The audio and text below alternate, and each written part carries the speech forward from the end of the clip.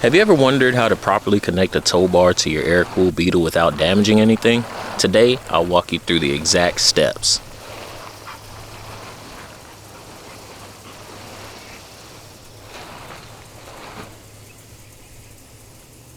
What I have here is a 1970 Volkswagen Beetle with a standard width beam. These instructions will work with any size or width, I should say, beam Beetle. It's just going to be what tow bar you select to use. That's what's going to matter. But you're going to do the same steps regardless if you have a narrow beam or a standard width beam. Once you got your bug leveled ground, you could also use wheel chocks if you don't have level ground, but you definitely want to do something to keep this thing in place. Next thing,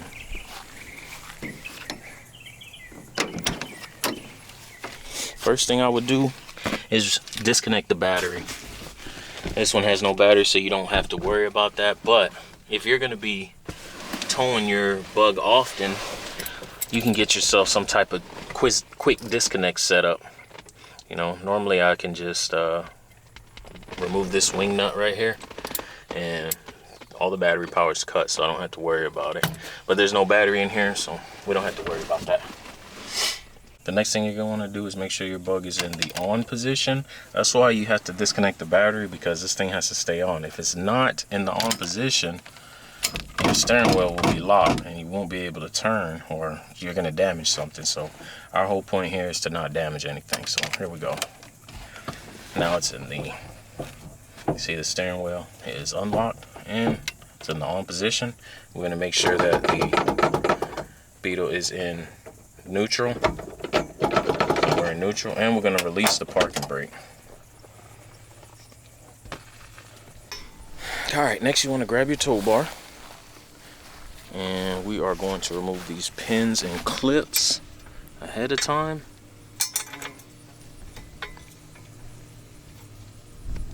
Make sure you keep up with these, because without these you're cooked.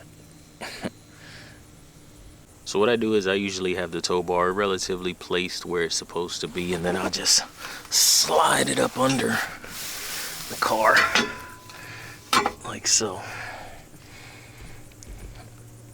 Once you slid your tow bar under your bug, you're gonna bring this part of the tow bar up and have it touch the bottom of your beam. Once it's touching the bottom of your beam, you're gonna be able to slide this pin through. You're gonna slide the pin through like this.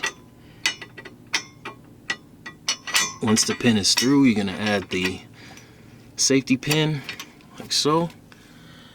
And then you're gonna do the same thing on the other side.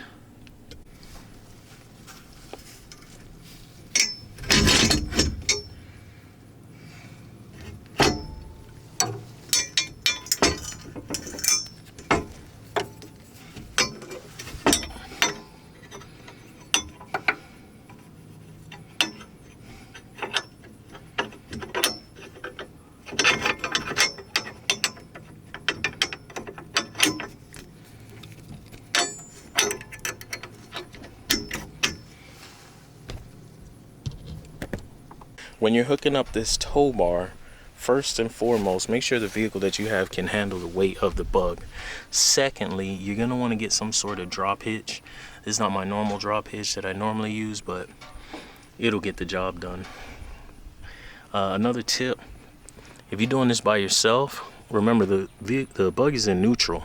So depending on your situation, of course, you can move the bug back and forth, and you can also turn the wheel too, and it'll give you some space left and right in order to move the tow bar into position. So I move the wheel to the right. I move the wheel to the right to get me to this point. So now I'm going to move the wheel back to the left, and even in this situation I'm able to get some movement from the wheel in order to help the tow bar to go onto the hitch easier. Okay, I definitely had to do a lot more finessing. Ideally, you're going to want to pull the car to the hitch. That's going to be the most easiest way, especially if you're doing it by yourself. But I think what I'm going to do is I'm actually going to remove this hitch.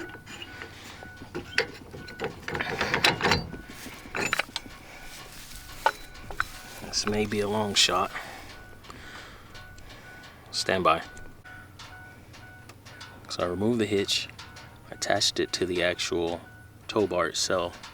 I'm just gonna back up a little bit and attach the hitch. All right, so I went ahead and detached the hitch, and I'm going to have it set on here like so. And then back up.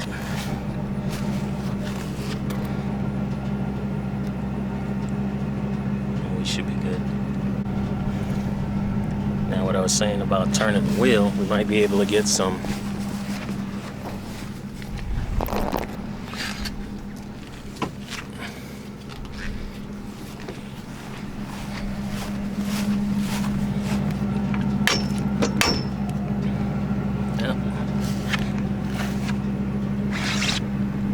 You're gonna want to make sure that this is down and locked in. You see that? And you're gonna put a pin through here to make sure that it doesn't come back up. You're gonna make sure that your safety clips are in completely.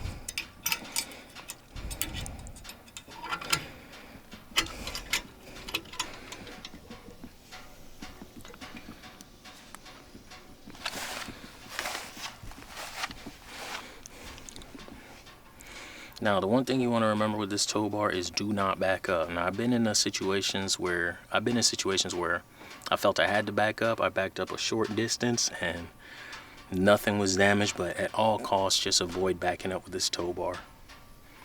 I'm pretty sure if you have a camera, it'll make it so much easier. I don't have a camera, so I gotta do what I gotta do. So a lot of backing up, finessing it, getting it on there, but we are hooked up. So next thing you want to do, you're going to attach your lights. There are a ton of options on the internet for lights. Just use what's best for you. This is what I use. I usually either put them on the rear bumper or on the top of the truck.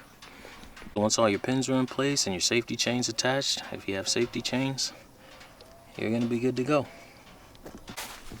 Once you're hooked up, just make sure you have enough clearance between the bumper, the bottom of the car, and the tow bar. As you can see, we're not anything touching. Don't have anything touching here or here. You see where this bumper is in this tow bar? So that way we can avoid damaging anything when we're making turns or driving.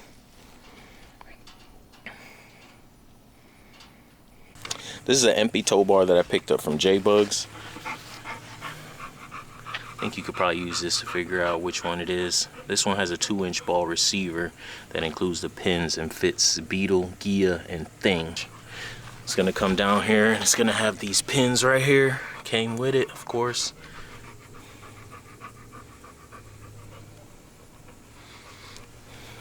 And you want to get some type of pin to probably put in here also.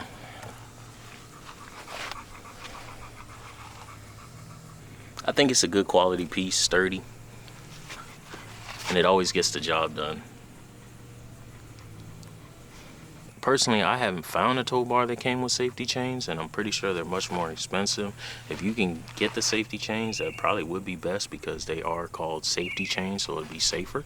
But some important notes on tow bars is that it's kind of vehicle specific if you really think about it, because this tow bar right here is going to work for a standard Beetle with a standard beam, but if you have a narrowed beam, you're going to need a narrowed tow bar. If you have a Super Beetle, you're going to need a special Super Beetle tow bar as well. So just make sure you take into account what kind of Beetle you have, or air-cooled Volkswagen, before selecting the tow bar. And that's it. That's how you hook up a tow bar to an air-cooled Beetle. If this video helped you, hit like, subscribe, and stick around for more air-cooled VW tips and shop projects here at In It to Win It Kustomz.